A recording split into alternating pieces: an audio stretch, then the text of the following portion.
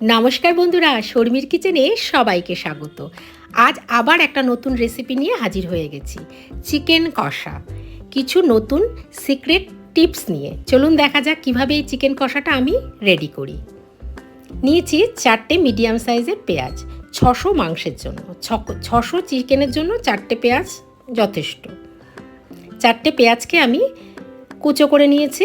যেরকম আমরা বেরেস্তা তৈরি করি বিরিয়ানি, ওরকম কুচিয়ে পেঁয়াজগুলোকে আলাদা আলাদা করে নিয়েছি। দেখুন এই রকম। কড়াইতে 2 বড় চামচ ঘি গরম করে নেব। এই ঘিয়ের মধ্যে এই পেঁয়াজগুলোকে আমি ভাজবো, মানে বেরেস্তাটা রেডি করব। এটা কিন্তু তেলে ভাজবো না, ঘিতে ফ্রাই করব। ব্রাউন কালারের বেরেস্তা আমাদের রেডি হয়ে গেছে। একটা পাত্রের মধ্যে 3 বড় চামচ আমি দই নিয়ে নিয়েছি। দিয়েছি 1 চামচ শুকনো লঙ্কার গুঁড়ো, ধনের গুঁড়ো 1 চামচ, 1 চামচ জিরের গুঁড়ো, হাফ চামচ গরম মশলার গুঁড়ো, 1 চামচ হলুদ আর ভাজা পেঁয়াজ বা বেরেস্তা। আগেই আমি এই 600 গ্রাম চিকেন ধুয়ে পরিষ্কার করে রেখে দিয়েছিলাম। এবার চিকেনের টুকরোগুলোকে আমি এই দইয়ের মিশ্রণের মধ্যে দিয়ে দেব। হাত দিয়ে ভালো করে চিকেনের সাথে, আমার চিকেনের টুকরোগুলোর সাথে দইয়ের মিশ্রণ আর মশলাটাকে ভালো করে মাখিয়ে নিতে হবে। এতে কি হবে, মশলার ফ্লেভারটা, দইয়ের ফ্লেভারটা এগুলো চিকেনের টুকরোর মধ্যে খুব ভালো করে চলে যাবে। দিয়ে দেবো সামান্য নুন। আমি যে সিক্রেট টিপসগুলো বলবো সেগুলো অবশ্যই একবার ট্রাই করবেন, কিন্তু দেখবেন চিকেন কষার টেস্টটা একটু অন্যরকম হবেই। এই ম্যারিনেট করা চিকেনটাকে মোটামুটি 30 থেকে 40 মিনিট আপনি রাখবেন ম্যারিনেট করে।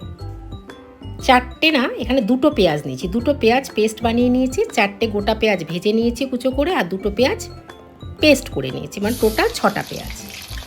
পেঁয়াজের পেস্টটাকে গরম সর্ষের তেলের মধ্যে দিয়ে দিলাম। এখানে আমি 4 টেবিল চামচ সর্ষের তেল ব্যবহার করেছি। একটা প্লেটের মধ্যে লবঙ্গ, দারচিনি, জায়ফল, জয়িত্রী, স্টার এনিস, এই গরম মশলাগুলোকে নিয়ে হামানদিস্তাতে এগুলোকে আধ ভাঙা করে নিয়েছি। এতে গরম মশলার ফ্লেভারটা দ্বিগুণ আসে, মানে গোটা দেওয়ার থেকে যদি ভেঙে দেন তাহলে গন্ধটা খুব সুন্দর আসবে।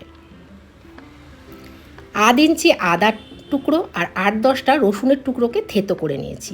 চিকেন কষাতে রসুন একটু বেশি লাগে, আর এই আদা রসুনটাকে কিন্তু পেস্ট করবেন না, এইভাবে থেতো করে নেবেন। মশলাটাকে ভালো করে আমাকে কষাতে হবে। যখন বেশ ভাজা ভাজা রসুন ভাজার গন্ধ বেরোবে, তখন আমি ম্যারিনেট করা চিকেনগুলোকে দিয়ে দেবো। গ্যাসের আঁচ এই সময় কিন্তু একদম স্লো রাখবেন। 10 থেকে 15 মিনিট আমাকে ভালো করে এটাকে কষাতে হবে, চিকেনটাকে ভালো করে কষাতে হবে। দেখুন 15 মিনিট পরে চিকেন থেকে কিন্তু তেলগুলো আলাদা করে সেপারেট হয়ে গেছে, কালারটাও একদম অন্যরকম এসছে।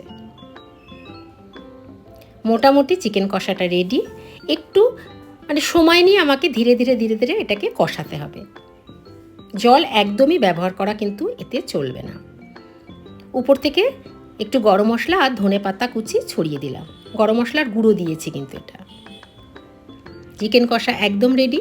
এটাকে আমি পরিবেশন করে দিচ্ছি। এটা আপনি পোলাও, ফ্রায়েড রাইস, রুমালি রুটি সব কিছুর সাথেই ভীষণ ভালো লাগবে।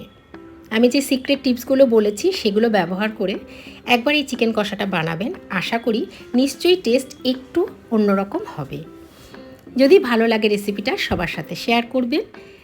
অন্য কোনো রেসিপি যদি আমার কাছ থেকে জানতে চান অবশ্যই কমেন্ট করে জানাবেন। খুব ভালো থাকবেন। আবার দেখা হবে নতুন রেসিপির সাথে।